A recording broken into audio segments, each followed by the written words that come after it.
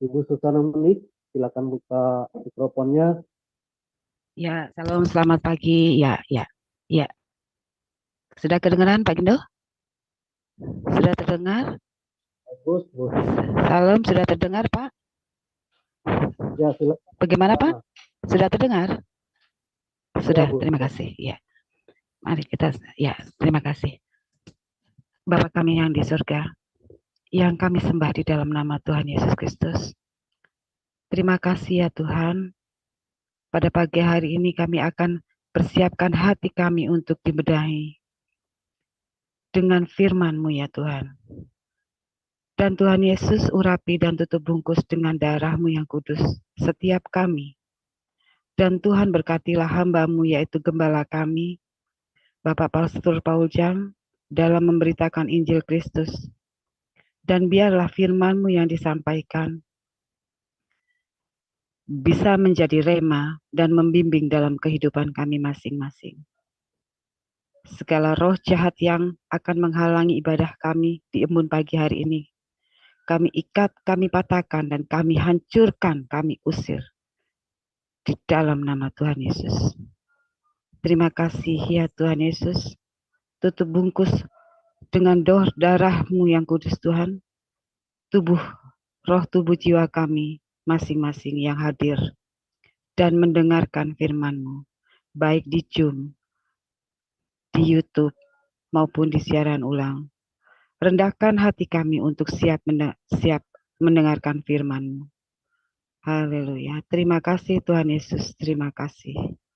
Haleluya. Haleluya. Amin.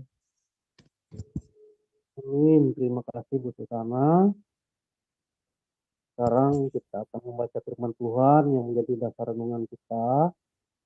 Pertama diambil dari kitab 2 Tawari 26 ayat 1 sampai 23 dibacakan oleh Ibu Nirliana. Terus selanjutnya dari kitab 1 Korintus 4 ayat 1 sampai 21 dibacakan oleh Ibu Naomi. Silakan Ibu Nirliana. Baik, terima kasih Pak Enardo. Salam Pak Enardo. Salam Pak Bu Ana. Salam Bapak Ibu semua yang ada di Zoom dan di YouTube. Dan salam untuk saudara kami yang nonton kembali siaran kita ini. Puji Tuhan, kembali kita membaca firman Tuhan dari kitab 2 Tawarik 26 ayat 1 sampai 23. Demikian firman Tuhan. Segenap bangsa Yehuda mengambil Uzia yang masih berumur 16 tahun dan menobatkan dia menjadi raja menggantikan ayahnya, Amazia. Ia memperkuat Elot dan mengembalikannya kepada Yehuda sesudah raja mendapat perhentian bersama-sama dengan nenek moyangnya. Uzia berumur 16 tahun pada waktu ia menjadi raja, dan 52 tahun lamanya ia memerintah di Yerusalem. Nama ibunya ialah Yekolia dari Yerusalem. Ia melakukan apa yang benar di mata Tuhan, tepat seperti yang dilakukan Amazia, ayahnya. Ia mencari Allah selama hidup Zakaria, yang mengajarnya supaya takut akan Allah. Dan selama ia mencari Tuhan, Allah membuat segala usahanya berhasil. Maka majulah ia berperang melawan orang-orang Filistin dan membongkar tembok Gad, Yabne, dan Asdod, lalu mendirikan kota-kota di sekitar Asdod dan di lain-lain wilayah orang Filistin. Allah menolongnya terhadap orang Filistin dan terhadap orang Arab yang tinggal di Gad Baal dan terhadap orang Meunim. Orang-orang Amon membayar upeti kepada Uzia. Namanya termasyur sampai ke Mesir karena kekuatannya yang besar. Uzia mendirikan Uzia mendirikan menara di Yerusalem di atas pintu gerbang sudut, di atas pintu gerbang lebak, dan di atas penjuru, serta mengokohkannya. Ia mendirikan juga menara-menara di padang gurun dan menggali banyak sumur karena banyak ternaknya, baik di dataran rendah maupun di dataran tinggi. Juga ia mempunyai petani-petani dan penjaga-penjaga kebun anggur di gunung-gunung dan di tanah yang subur, karena ia suka pada pertanian. Uzia mempunyai tentara yang sanggup berperang, yang maju berperang dalam laskar-laskar menurut jumlah anak buah yang dicatat oleh panitera Yeiel dan penata usaha Maasea di bawah pimpinan Hananya, salah seorang panglima raja. Kepala-kepala puak pahlawan-pahlawan yang gagah perkasa itu seluruhnya berjumlah 2.600 orang. Di bawah pimpinan mereka terdapat satu bala tentara terdiri dari 307.500 orang yang gagah perkasa dalam berperang untuk membantu raja dalam menghadapi musuh. Uzia memperlengkapi seluruh tentara itu dengan perisai, tombak, ketopong, baju zirah, busur, dan batu umban. Ia membuat juga di Yerusalem alat-alat perang, ciptaan seorang ahli yang dapat menembakkan anak panah dan batu besar untuk ditempatkan di atas menara-menara dan penjuru-penjuru. Nama raja itu termasyhur sampai ke negeri-negeri yang jauh, karena ia ditolong dengan ajaib sehingga menjadi kuat. Setelah ia menjadi kuat, ia menjadi tinggi hati, sehingga ia melakukan hal yang merusak. Ia berubah setia kepada Tuhan Allahnya dan memasuki bait Tuhan untuk membakar ukupan di atas mezbah pembakaran ukupan. Tetapi Imam Azaria mengikutinya dari belakang bersama-sama 80 imam Tuhan, orang-orang yang tegas. Ia berdiri di depan Raja Uzia dan berkata kepadanya, "Hai Uzia, engkau tidak berhak membakar ukupan kepada Tuhan. Hanyalah imam-imam keturunan Harun yang telah dikuduskan yang berhak membakar ukupan. Keluarlah dari tempat kudus ini, karena engkau telah berubah setia. Engkau tidak akan memperoleh kehormatan dari Tuhan Allah karena hal ini." Tetapi Uzia dengan bokor ukupan di tangannya untuk dibakar menjadi marah. Sementara amarahnya meluap terhadap para imam, timbullah penyakit kusta pada dahinya di hadapan para imam di rumah Tuhan dekat mezbah pembakaran ukupan. Imam kepala Azaria dan semua imam lainnya memandang kepadanya, dan sesungguhnya ia sakit kusta pada dahinya. Cepat-cepat mereka mengusirnya dari sana, dan ia sendiri tergesa-gesa keluar karena Tuhan telah menimpakan tulah kepadanya. Raja Uzia sakit kusta sampai kepada hari matinya. Dan sebagai orang yang sakit kusta, ia tinggal dalam sebuah rumah pengasingan, karena ia dikucilkan dari rumah Tuhan. Dan Yotam, anaknya, mengepalai istana raja dan menjalankan pemerintahan atas rakyat negeri itu. Selebihnya dari riwayat Uzia, dari awal sampai akhir, ditulis oleh Nabi Yesaya bin Amos.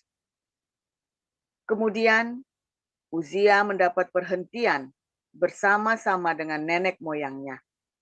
Dan ia dikuburkan di samping nenek moyangnya, di ladang dekat pekuburan raja-raja, karena ia berpenyakit kusta. Kata orang, maka Yotam, anaknya, menjadi raja menggantikan dia. Demikian pembacaan firman. Lanjut, Saudari Naomi, silakan.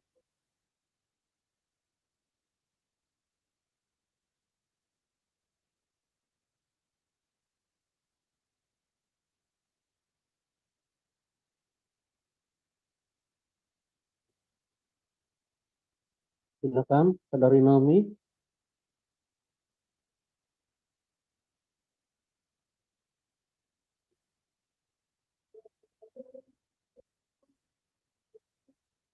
Suaranya belum kedengaran, Ibu Naomi.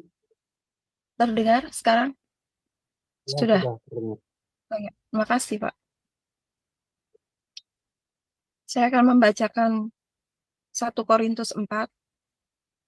Demikianlah hendaknya orang memandang kami sebagai hamba-hamba Kristus yang kepadanya dipercayakan rahasia Allah, yang akhirnya dituntut dari pelayan-pelayan yang demikian ialah bahwa mereka ternyata dapat dipercayai. Bagiku sedikit sekali artinya, entahkah aku dihakimi oleh kamu atau oleh suatu pengadilan manusia. Malahan diriku sendiri pun tidak kuhakimi. Sebab memang aku tidak sadar akan sesuatu, tetapi bukan karena itulah aku dibenarkan. Dia yang menghakimi aku, ialah Tuhan. Karena itu, janganlah menghakimi sebelum waktunya, yaitu sebelum Tuhan datang. Ia akan menerangi juga apa yang tersembunyi dalam kegelapan, dan ia akan memperhatikan apa yang direncanakan di dalam hati. Maka tiap-tiap orang akan menerima pujian dari Allah. Saudara-saudara, kata-kata ini aku kenakan pada diriku sendiri dan pada Apolos, karena kamu, supaya dari teladan kami, kamu belajar apakah artinya ungkapan, jangan melampaui yang ada tertulis, supaya jangan ada di antara kamu yang menyombongkan diri dengan jalan mengutamakan yang satu daripada yang lain. Sebab siapakah yang menganggap engkau begitu penting? Dan apakah yang engkau punyai yang tidak engkau terima? Dan jika engkau memang menerimanya, mengapakah engkau memegahkan diri? Seolah-olah engkau tidak menerimanya. Kamu telah kenyang, kamu telah menjadi kaya, tapi kamu telah menjadi raja. Saya ulang, tanpa kami, kamu telah menjadi raja. Ah, alangkah baiknya engkau benar demikian, bahwa kamu telah menjadi raja, sehingga kami pun turut menjadi raja dengan kamu. Sebab menurut pendapatku, Allah memberikan kepada kami, para rasul, tempat yang paling rendah, sama seperti orang-orang yang telah dijatuhi hukuman mati. Sebab kami telah menjadi tontonan bagi dunia, bagi malaikat-malaikat, dan bagi manusia. Kami bodoh oleh karena Kristus, tetapi kamu arif dalam Kristus. Kami lemah, tetapi kamu kuat. Kamu mulia, tetapi kami hina. Sampai pada saat ini kami lapar, haus, telanjang, dipukul, dan hidup mengembara. Kami melakukan pekerjaan tangan yang berat. Kalau kami dimaki, kami memberkati. Kalau kami dianiaya, kami sabar. Kalau kami difitnah, kami tetap menjawab dengan ramah. Kami telah menjadi sama dengan sampah dunia, sama dengan kotoran dari segala sesuatu, sampai pada saat ini. Hal ini kutuliskan bukan untuk memalukan kamu, tetapi untuk menegur kamu sebagai anak-anakku yang kukasihi. Sebab sekalipun kamu mempunyai beribu-ribu pendidik dalam Kristus, kamu tidak mempunyai banyak bapa, karena akulah yang dalam Kristus. Yesus telah menjadi bapamu oleh Injil yang kuberitakan kepadamu. Sebab itu aku menasihat kamu, turutilah teladanku. Justru itulah sebabnya aku mengirimkan kepadamu Timotius, yang adalah anakku yang kekasih dan yang setia dalam Tuhan. Ia akan memperingatkannya kamu akan hidup yang kuturuti dalam Kristus Yesus, seperti yang kuajarkan di mana-mana dalam setiap jemaat. Tetapi ada beberapa orang menjadi sombong, karena mereka menyangka bahwa aku tidak akan datang lagi kepadamu, tetapi aku akan segera datang kepadamu. Kalau Tuhan menghendakinya, maka aku akan tahu, bukan tentang perkataan orang-orang yang sombong itu, tetapi tentang kekuatan mereka. Sebab kerajaan Allah bukan terdiri dari perkataan, tetapi dari kuasa. Apakah yang kamu kehendaki? Haruskah aku datang kepadamu dengan cambuk atau dengan kasih dan dengan hati yang lemah lembut? Amin. Amin. Untuk firman Tuhan, terima kasih untuk lektor Ibu Nirliana dan Saudari Naomi. Selanjutnya kita akan mendengar pemberitaan renungan firman Tuhan dan tema usia. Silakan Pastor Paul Jang. Ya, tolong ditampilkan 1 Korintus 4 ayat 5 dan 6. 5 dan 6 ya.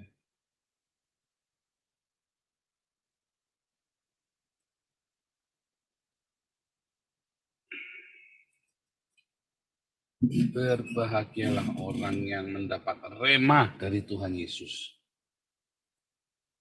yang hidupnya selalu dipenuhi dengan rema. Dari mana rema dapatnya? Rema dapatnya selalu dari yang tertulis ditambah dengan agape. Ya, nggak boleh meleset tuh, yang tertulis dengan yang agape itu ya saudara ya. Nggak boleh meleset, karena banyak orang meleset ya. Dia dapat remanya, dapat remanya dari mana saudara? Dengar suara Tuhan. Di Alkitab nggak ditulis apa-apa saudara ya.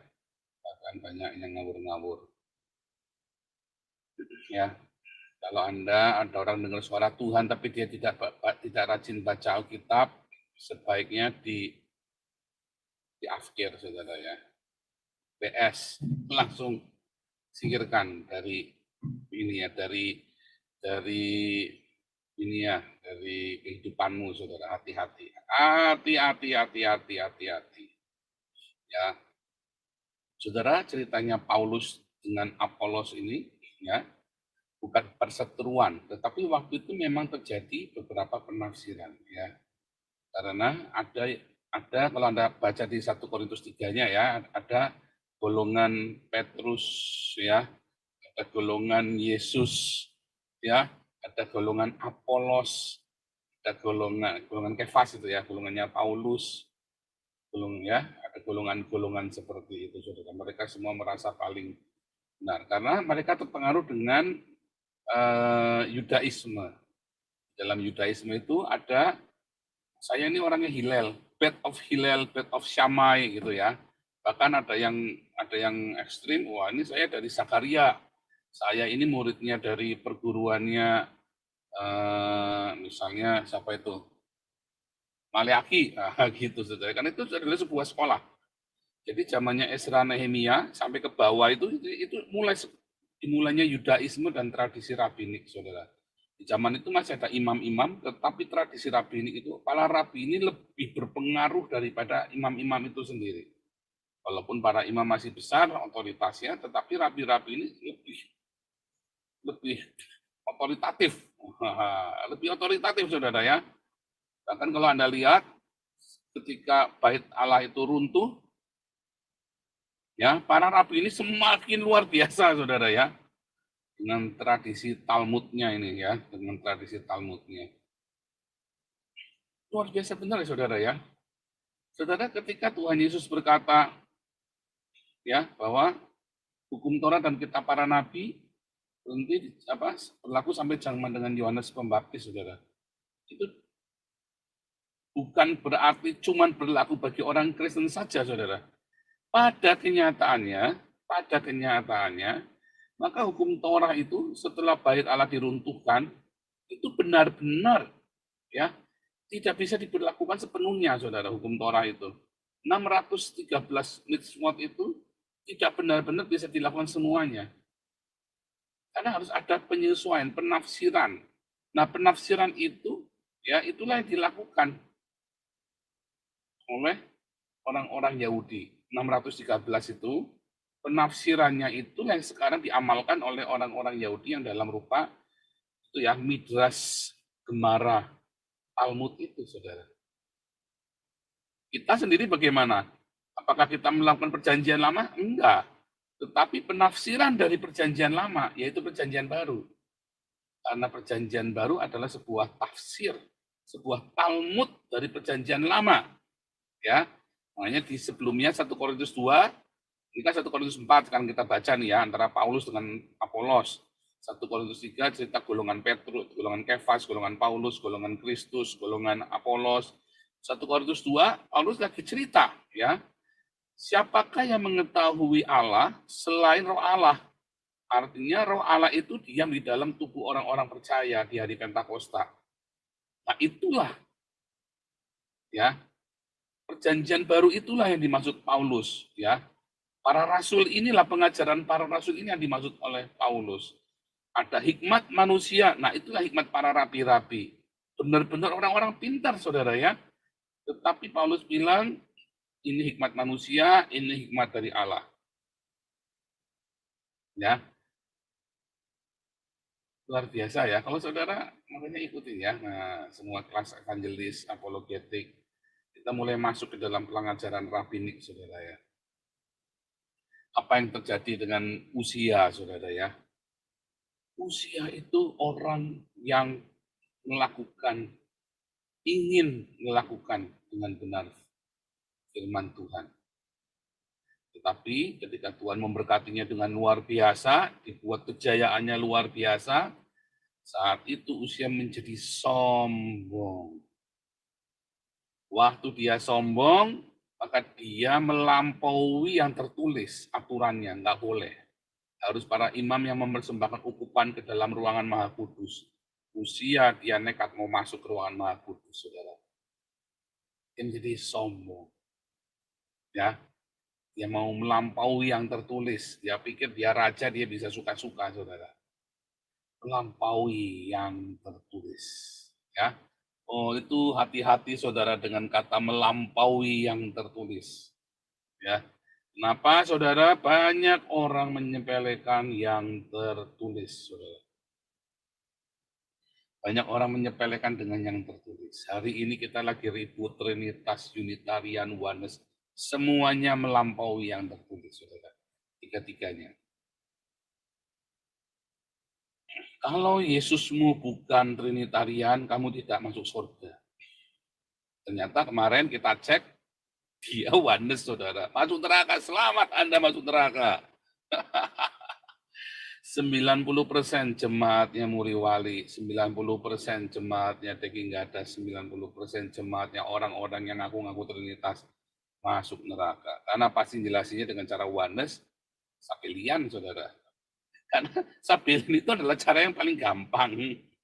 Logika yang paling gampang. Logika yang paling gampang. Bukan benar loh ya. Salah juga. Orang-orang Oneness ya ini juga sama saja, saudara, ya belagu. Ya kan? Yesus sama dengan Bapa. Yesus adalah Bapa. Nah, kalau Yesus disalib, Yesus mati, Bapaknya ikut mati dong. Ya, saudara. Ya. Kan Yesus sama dengan Bapa, saudara. Bingung, saudara. Itu semua melampaui yang tertulis. Karena Yesus berkata, aku adalah Bapa. Nggak pernah berkata demikian, kan? Ya, aku dan Bapa satu. Kamu melihat aku sama dengan melihat Bapa. Itu semua, setiap statement itu enggak terus bisa asal tafsir, asal itu. Makanya rabi saya ya, profesor saya, kamu Yunaninya di level apa? Saya gelagapan, saudara, malu saya. Makanya saya kemarin mau bikin kelas Yunani, saya nggak berani, saudara. Ya, karena level saya masih di level dasar. Bahasa Yunani bisa baca tulis, ngerti gramatikalnya, tetapi sekedar saja. Nggak boleh. Nanti kalau baca tulisan Yunani saya lancar, langsung tak lancar, saudara. Yang baca huruf Yunani, abjad Yunani, baca tulisnya saya hafal, ya, hafal. Tetapi itu membuat saya cukup shock ya, ditanya sama profesor saya, kamu pengetahuan bahasa Yunaninya level apa? Saya bingung. Hanya kemarin saya disuruh milih disertasinya yang lebih ke pengetahuan dengan yang pustakanya pakai bahasa Jerman dan bahasa Belanda. Karena saya sudah di D1 ya, saudara ya, bahasa Jerman, dan sudah bersertifikat. Itu ketika Anda mau bikin disertasi, itu penting, saudara ya. Jangan nanti Anda nafsirin omongan orang, ditafsirin hanya karena orang menafsirkan ini, terus Anda bisa ikut-ikutan nafsir begitu ya. Nggak bisa, saudara. Hanya membeo begitu tafsirannya orang, nggak bisa. Anda harus lihat bahasa aslinya. Anda harus teks aslinya. Baru Anda boleh ngomong, ayo kamu sekarang ngomong sama saya debat. Kata profesornya, kalau kamu sudah tahu teks aslinya, kamu sudah mengerti, dan memang kamu punya sertifikat dalam bahasa yang digunakan itu. Ya, kayak bahasa Jerman. Saya kalau membaca ya buku-buku saya semua bahasa Jerman, karena sebagian besar ya di UK itu ya, di UKSW itu ya, kalau ada satu dosen, kalau Anda mau bimbingan sama dosen ini, kamu harus B1 bahasa Jermannya. Karena semua versinya itu dalam bahasa Jerman, saudara, memang. Ya, semua pustaka, semua referensi, itu semua ada di Jerman, saudara. Makanya harus bisa bahasa Jerman. Untung saya sudah selesai B1 ya. Sudah ujian B1. Jadinya saya sudah selesai B1, jadi saya bisa boleh ikut ini ya, boleh ambil disertasi yang ini. Dan dalam bahasa Belanda. Kalau bahasa Belanda sedikit. Cuman kebetulan saya membahas Melchior Leidegger. Ingat ya, yang kelas evangelis. Saya membahas Melchior Leidegger. Makanya harus pakai bahasa Belanda, saudara. Karena tulisan Melchior Leidegger kebanyakan dalam bahasa Belanda dan bahasa Latin. Silakan nih, saudara. Karena tulisannya Melchior Leidegger tentang orang Yahudi dalam bahasa Latin. Saya harus belajar bahasa Latin, saudara. Itulah yang namanya jangan melampaui yang tertulis. Sampai segitunya, saudara. Memang begitu. Paulus dia menguasai bahasa Yunani. Paulus dia menguasai Septuaginta. Paulus dia menguasai bahasa Ibrani. Jangan melampaui yang tertulis. Yang terjadi di zaman Raja Uzia, makanya dia kena kusta. Kenapa orang kena penyakit kusta, saudara? Karena ada dosa penghakiman dan dosa kurang ajar. Ya, dosa kurang ajar. Ya, contohnya Miriam. Ya ini ya sekedar pengetahuan ya, bukan berarti ini kurang ajar kena kusta. Enggak ya. Tapi penafsiran orang Yahudi, mengapa ada dosa kusta? Karena dia pasti pernah kurang ajar. Ya, dia kena kurang ajar, dia durhaka. Nah, bilang anak durhaka, dia pernah durhaka kepada pemimpinnya, kepada Tuhan. Nah, disebut karena dia durhaka, makanya kena kusta, saudara. Gehasi, karena dia durhaka sama tuannya, sama Elisa, makanya dia kena kusta. Ya, Miriam juga. Uzia juga, saudara. Ya, karena dia melanggar sesuatu yang dia kurang ajar, intinya begitu ya. Makanya itu kurang ajar itu tadi ya, munjak. Miriam, Gehasi, Uzia, ya, ini kena kusta. Banyak orang dihinggapi roh penghakiman karena dia pengetahuannya sedikit. Dengan pengetahuan yang cetak itu, orang-orang ini YouTuber Kristen ini, ya, belagu banget, saudara ya. Sekolahnya kagak jelas, tampak muka juga kagak berani, ya. Terutama itu tadi sekolahnya nggak jelas, lalu dia ambil omongannya orang sepotong-sepotong, lalu dia hakimi orang ini dengan pengetahuan dia yang nggak jelas itu, saudara. Yang bahkan ketika dia ngomong, saya sampai enak, saudara. Sampai enak, kenapa? Ini orang kagak ngerti apa-apa. Yang dia ngomong itu salah semua. Secara historis juga salah semua. Secara kenyataan salah semua. Lalu dia mau menghakimi. Ini kayak seperti Anda, tetangga Anda cuma lulusan TK, lalu ngajari Anda bagaimana cara membangun gedung lantai 30, saudara. Garuk-garuk kuping. Anda mau ngomong apa coba?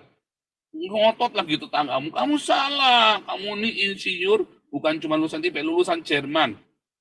Ya, arsitek lulusan Jerman mau diajari sama orang Indonesia yang cuma lulusan TK, tukang kuli bangunan. Diajari, kamu caranya begini, bangun ini 30, saya pernah bangun gedung tingkat 30. Ngapain di sana? Ya, Bu, saya bangun. Padahal dia di sana cuma tukang apa, saudara? Tukang nek, ngangkutin semen. Tapi dia mau sok-sok ngajarin. Terus Anda mau ngomong apa sama dia, saudara? Ngotot galak lah, ya, bawa teman-teman, bawa gerombolannya dia yang kenek-kenek yang sama dulu bangun. Ya, ini saya dulu yang bangun 30 lantai. Si arsitek lulusan Jermannya ini garuk-garuk, bukan garuk-garuk kepala lagi, garuk-garuk pantat, saudara. Tiba-tiba pantatnya gatal, dia bingung sih mau jawabnya gimana. Di demo 30, dia membangun bangunan, katanya salah, yang benar yang 30 kenek ini, saudara. Ini lulusan Jerman. Arsitek, jawabannya gimana? Semua itu sudah ada SOP-nya, saudara. Kamu tahu nggak nanti kamu buang berangkalnya di mana? Kamu tahu nggak airnya ngambil di mana? Kamu tahu nggak nanti kamu harus ngurus izinnya kemana? Oh, gampang itu. Kelar nggak, saudara? Enggak. Karena ada yang tertulis, itu penting. Oh, cuma teori itu, nggak penting. Yesus saja nggak sekolah. Nah itu, saudara. Yesus nggak sekolah. Gimana kemudian orang-orang memanggil dia rabai? Rabai itu bukan kayak ustadz, asal ada keluar-keluar dipanggil ustadz. Anda pikir terus Anda keluar-keluar, Anda bisa dipanggil pendeta begitu. Ya, saudara, pendeta itu sebetulnya dia harus sekolah. Cuman kalau di GBI kan nggak perlu sekolah, saudara. Yang penting Anda punya duit. Ya kan? Di gereja karismatik kan yang penting Anda punya duit, Anda dirikan jemaat kan. Anda dipanggil pendeta. Ya, dan ditabiskan jadi pendeta. Iya kan? Makanya kebanyakan yang tukang-tukang bikin masalah ya orang-orang gereja karismatik ini yang sok-sokan Trinitas, sok-sokan tahu ini, saudara. Semua sama saja, mereka saling membahas satu sama lain, saksi Yehova yang Unitarian, merasa pinter, nggak ada ilmu, lalu Anda mau sok-sokan menghakimi orang lain sesat.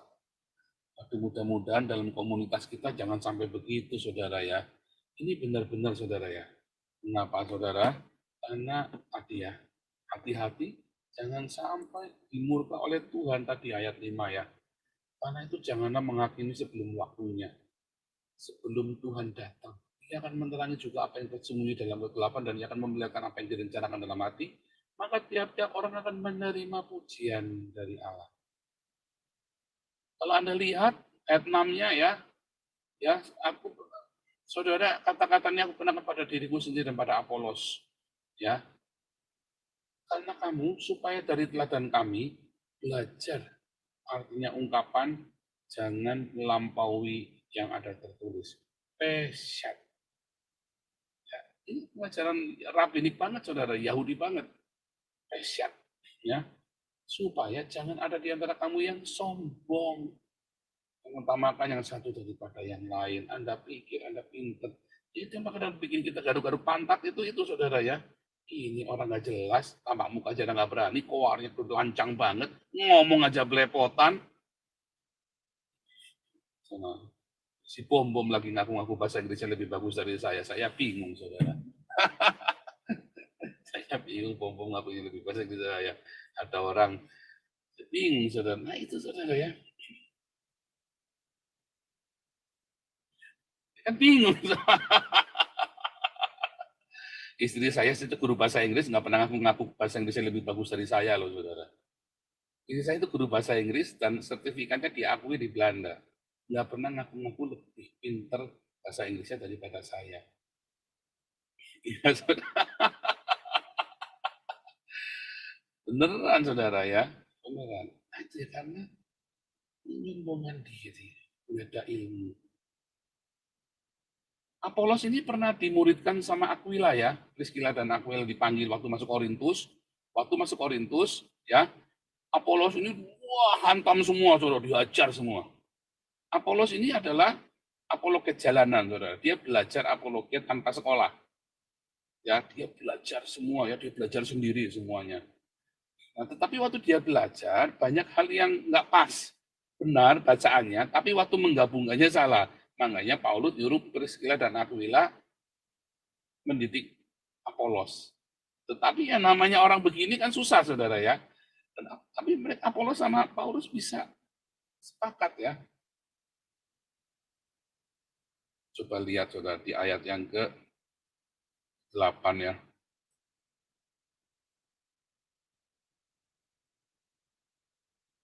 Bagus ini ya saudara, ayat 8 ini. Oh, jangan ayat 8, jangan. Ayat yang ke-9 ya, 9.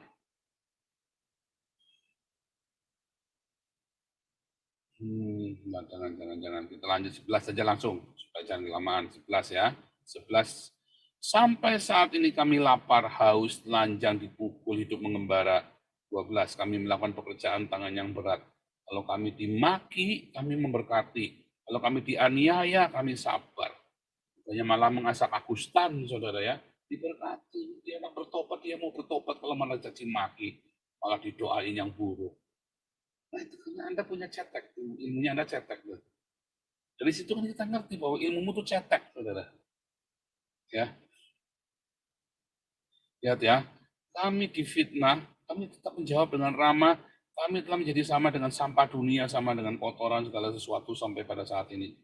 Rasul Paulus itu, dia adalah murid terbaiknya Gamaliel dari perguruannya Hillel, saudara. Dia anggota Sanhedrin yang paling muda, dia seorang Farisi yang paling radikal, saudara. Dia ngomong, dia sama dengan kotoran. Serius, saudara.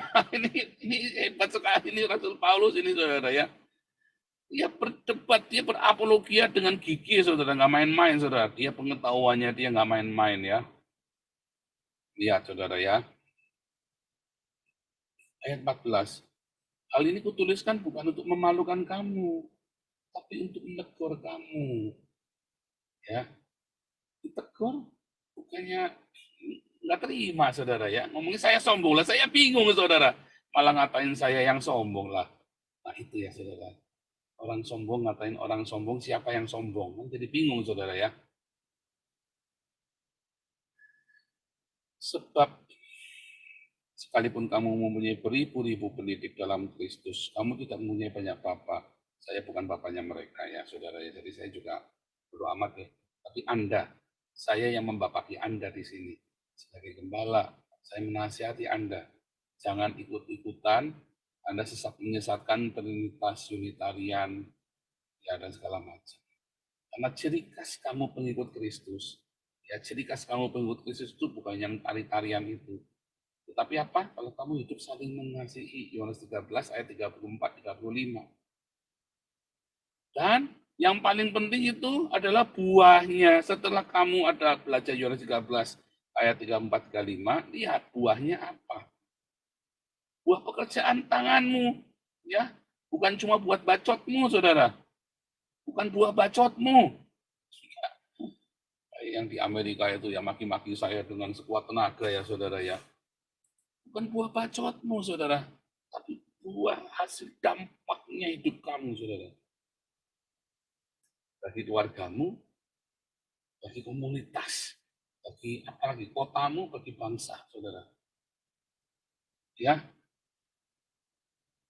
Terakhir, saudara ya. Lihat ini, saudara ya.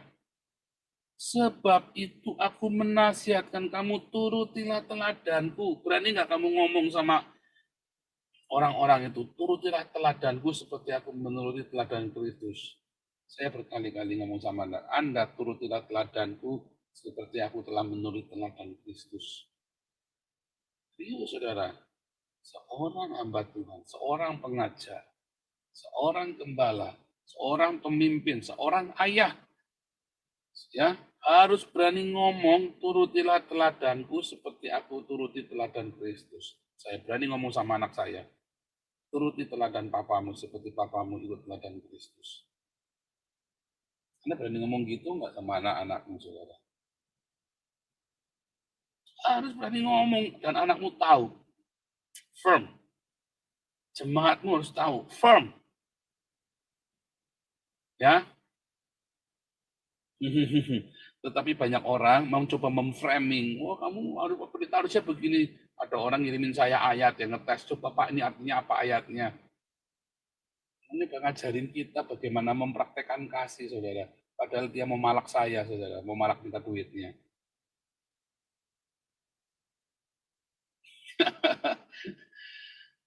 Ngerti saudara ya? Orang kalau sudah mengerti dia di dalam Tuhan, dia tahu harus bagaimana. Dia tidak takut, dia nggak grogi kalau lagi di framing sama orang. Tenang aja. Hari-hari ini banyak orang sedang memframing komunitas kita.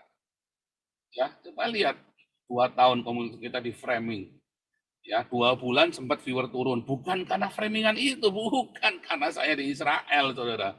2 bulan saya memang nggak konsen, nggak tak urusin ya, memang karena saya sibuk sekali. Saya sibuk harus ngatur semuanya ya, sampai saya invest ya, kita beli mobil di sana supaya saya nggak tergantung sama orang ya, supaya saya bisa jalan kemana-mana. Mobil ini ya, mobil tua, tapi masih bagus ya, masih bagus banget. Banyak kayak mobil perang, saudara ya. Jadi orang kalau ke Palestina, kalau ditembakin peluru, ya memang sudah bolong-bolong mobilnya, saudara. Sampai saya kalau mau ke bengkel, orang bengkelnya malas, padahal itu mobilnya mesinnya masih bagus banget ya. Setelah saya ketemu sama orang yang cocok, ya Tuhan pertemukan ya sama orang-orang yang baik ya, yang mau service maintenance ya. Karena mobilnya nggak rusak seperti, cuman bodinya kayak mobil tempur memang, saudara. Saya sengaja cari mobil yang murah. Saya nggak penting bodinya, yang penting jalan ngebut, jalan tol nggak mogok, karena panas minta 45 derajat Celcius kalau lagi di ini ya saudara ya, di jalan tol itu bisa 40, 45 ya. Sampai itu cat-catnya itu pada meletup, itu yang mobil-mobil di Israel itu. Mobil-mobil di Arab itu catnya pada meletup ya saudara ya. Saya baru ngerti kalau dibilang mobil meleleh itu meleleh beneran itu saudara ya. Saya baru ngerti itu. Jangan melampaui yang tertulis, kamu belajar. Belajar sesuai dengan tertulis. Dan yang paling penting adalah apa? Buahnya saudara. Kalau orang terbiasa melampaui yang tertulis, lalu dia bisa asumsi sana liar pikirannya ke sana kemari, jadilah dia sombong, saudara. Dia jadi sombong karena mulai dari dia berasumsi liar, lalu dia pikir dia yang paling benar, apalagi disorakin sama pendukungnya, kemudian wah itu. Tetap kita live viewer paling banyak, saudara. Live viewer kita tetap paling banyak, donasi kita paling banyak. Ya, sombong bukan. Orang mau gembosin kita, nggak bisa, saudara. Kita boleh ngalami stuck beberapa saat, tapi tetap naik lagi. Ya, boleh orang selama saya 2 bulan tidak concern, orang kerjain kita banyak ya, saudara ya. Nggak apa-apa, saya diem dan sengaja, karena sambil itu saya juga sedang melakukan perubahan-perubahan. Jangan melampaui yang tertulis supaya kamu jangan sombong. Ya, Tuhan Yesus memberkati.